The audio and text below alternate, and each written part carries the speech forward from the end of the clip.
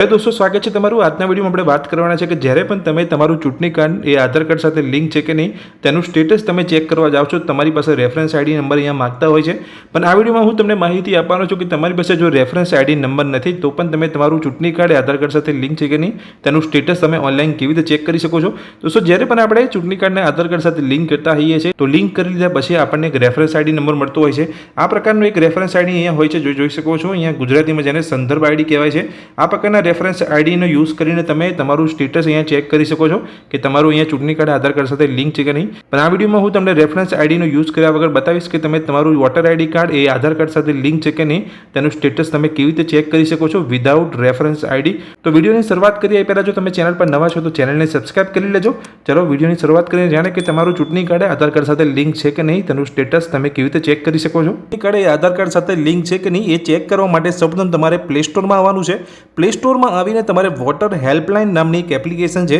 એ government application છે તમારે અહીંયા ઇન્સ્ટોલ કરવાની છે તમારા મોબાઈલમાં ઇન્સ્ટોલ કરીને તમારે અહીંયા ઓપન કરવાની છે જેવું તમે એપ્લિકેશનને ઇન્સ્ટોલ કરીને ઓપન કરશો એટલે આ પ્રકારનું પેજ તમને કંઈક જોવા મળશે એપ્લિકેશન ઉપર હવે તમારું ચૂંટણી કાર્ડ એ આધાર કાર્ડ સાથે લિંક છે કે નહીં તેનું સ્ટેટસ ચેક કરવા માટે તમારે આ એપ્લિકેશનની અંદર રજિસ્ટ્રેશન કરવું પડશે રજિસ્ટ્રેશન કરવા માટે તમે જોઈ શકો છો નીચે એક ઓપ્શન તમને જોવા મળે છે how can I help you અને કુલ મિત્ર લખીને તમને ઓપ્શન જોવા મળે છે તે બટન પર તમારે ક્લિક કરવાનું છે જેવું તમે બટન પર ક્લિક કરશો અહીંયા લોગિન કરવાનું તમને પૂછવામાં આવશે પણ જો તમે અહીંયા રજિસ્ટ્રેશન કરેલું હશે તો તમે અહીંયા લોગિન કરી શકશો એટલે રજિસ્ટ્રેશન કરવા માટે તમારે અહીંયા ન્યૂ યુઝરના ઓપ્શન પર ક્લિક કરવાનું છે ન્યૂ યુઝરના ઓપ્શન પર જેવું તમે ક્લિક કરશો એટલે તમારી પાસે જે પણ અહીંયા એક્ટિવ મોબાઈલ નંબર હોય જે તમારી પાસે રહેલો હોય એ મોબાઈલ નંબર તમારે અહીંયા એન્ટર કરવાનો છે અને સેન્ડ ઓટીપીના બટન પર તમારે ક્લિક કરવાનું છે તમે સેન્ડ ઓટીપીના બટન પર ક્લિક કરશો એટલે આ પ્રકારનું ફોર્મ તમારી સામે ઓપન થશે જેની અંદર તમારો જે નંબર છે તમે અહીંયા એન્ટર કર્યો એ તમને જોવા મળશે સાથે તમારું જે ફર્સ્ટ નામ છે તમને પૂછવામાં આવશે લાસ્ટ નેમ પૂછવામાં આવશે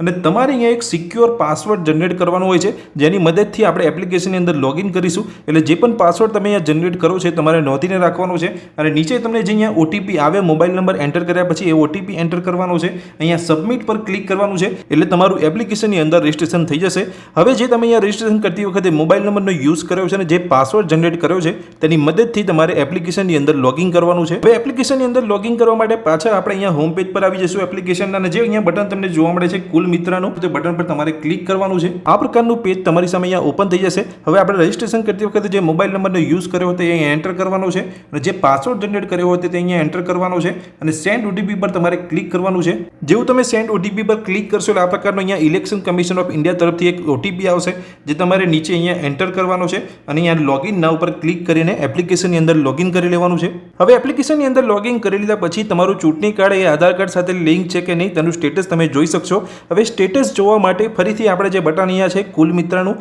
તે બટન પર આપણે ક્લિક કરવાનું છે લોગિન કરી લીધા પછી જેવું તમે કુલ મિત્રના બટન પર જેવું તમે ક્લિક કરશો એટલે આ પ્રકારનું પેજ તમારી સામે અહીંયા ઓપન થશે તમે જોઈ શકો છો હવે અહીંયા તમારું ચૂંટણી કાર્ડ એ આધાર કાર્ડ સાથે લિંક છે કે નહીં તેનું સ્ટેટસ કેવી રીતે જોવાનું છે તમે જોઈ શકો છો નીચે તમને એક ઓપ્શન જોવા મળે છે ઇપિક વોટર કાર્ડ તે ઓપ્શન પર તમારે ક્લિક કરવાનું છે જેવું તમે તે ઓપ્શન પર ક્લિક કરશો એટલે બીજા ઓપ્શન અહીંયા ઓપન થઈ જશે તમે જોઈ શકો છો તેની અંદર તમને નીચે એક ઓપ્શન જોવા મળશે આધાર નંબર લિંકિંગ તે ઓપ્શન પર તમારે ક્લિક કરવાનું છે જેવું તમે તે ઓપ્શન પર ક્લિક કરશો એટલે તમારી પાસે તમે જોઈ શકો છો please provide your EPIC water card number અથવા તમારું જે એપ્લિકેશન રેફરન્સ નંબર હોય તે તમે અહીંયા ઓલરેડી ચૂંટણી કાર્ડ સાથે આધાર કાર્ડ લિંક કરેલું છે તો ત્યાં તમને અહીંયા એક રેફરન્સ નંબર આપવામાં આવતો હોય છે પણ તમને યાદ નથી એ રેફરન્સ નંબર તમે બહુ પહેલાં અહીંયા લિંક કર્યું છે તો અહીંયા તમારી પાસે રેફરન્સ નંબર નથી તો તમે ચૂંટણી કાર્ડની ઉપર જે નંબર રહેલો હોય છે એ નંબર તમે અહીંયા એન્ટર કરીને અહીંયા સ્ટેટસ જોઈ શકો છો કે તમારું ચૂંટણી કાર્ડ એ આધાર કાર્ડ સાથે લિંક છે કે નહીં તમે જાણવા માંગતા હોય કે તમારી ચૂંટણી કાર્ડ પર નંબર કઈ રીતનો હોય છે અને ક્યાં લખેલો હોય છે તો તેનું એક્ઝામ્પલ અહીંયા આપેલું છે તમે જોઈ શકો છો એક્ઝામ્પલ ઇપિક વોટર નંબર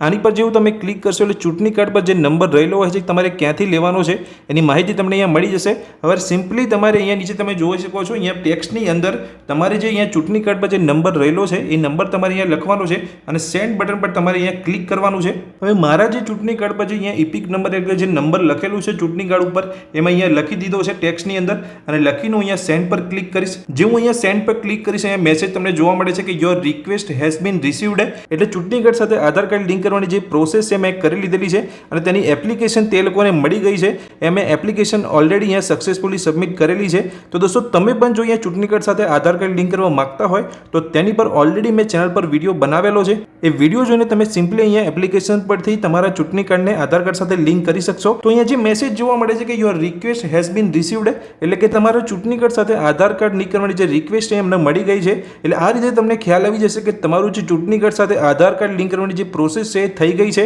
કાં તો અહીંયા કોઈ પણ મેસેજ ના આવે તો તમારે અહીંયા સમજી જવાનું છે કે તમારું જે ચૂંટણી કાર્ડ છે એ આધાર કાર્ડ સાથે લિંક નથી અને તમારી એપ્લિકેશન પણ અહીંયા થઈ નથી. તે લોકોને પણ તમારા ચૂંટણી કાર્ડ સાથે આધાર કાર્ડ લિંક કરવાની કોઈ રિક્વેસ્ટ જો નહીં મળી હોય તો અહીંયા કોઈ પણ મેસેજ અહીંયા લખાઈને નહીં આવે. અહીંયા મારી ઓલરેડી એપ્લિકેશન મળી ગઈ છે. અહીંયા મેં ઓલરેડી વોટર હેલ્પલાઇન એપ્લિકેશન પર મારી રિક્વેસ્ટ કરેલી છે ચૂંટણી કાર્ડ સાથે આધાર કાર્ડ લિંક કરવાની, એટલે આ પ્રકારનો મેસેજ આવે છે. જો અહીંયા કોઈ મેસેજ ના આવે તો તમારે સમજી જવાનું છે કે તમારી અહીંયા કોઈ પ્રોસેસ થઈ નથી ચૂંટણી કાર્ડ સાથે આધાર કાર્ડ લિંક કરવાની. તો તમારે અહીંયા ચૂંટણી કાર્ડ સાથે આધાર કાર્ડ લિંક કરવું પડશે. અને જો કરવા માંગતા હોય તો મેં તમને જેમ કીધું મારી ચેનલ પર વિડીયો અવેલેબલ છે જ્યાં જોઈને તમે 5 મિનિટની અંદર તમારા ચૂંટણી કાર્ડને આધાર કાર્ડ સાથે લિંક કરી શકશો. તો દોસ્તો આ વિડીયોની અંદર મેં તમને માહિતી આપી કે તમે કેવી રીતે ઓનલાઈન એપ્લિકેશન પર જો તમારી પાસે રેફરન્સ નંબર નથી તો તમારા ચૂંટણી કાર્ડ નંબરથી તમે કેવી રીતે સ્ટેટસ ચેક કરી શકો છો કે તમારું ચૂંટણી કાર્ડ એ આધાર કાર્ડ સાથે લિંક છે કે નહીં. આ માહિતી જો તમને ગમી હોય તો વિડીયોને લાઇક કરજો. ચેનલ પર નવા છો તો ચેનલને સબસ્ક્રાઇબ કરી રાખજો. Thank you.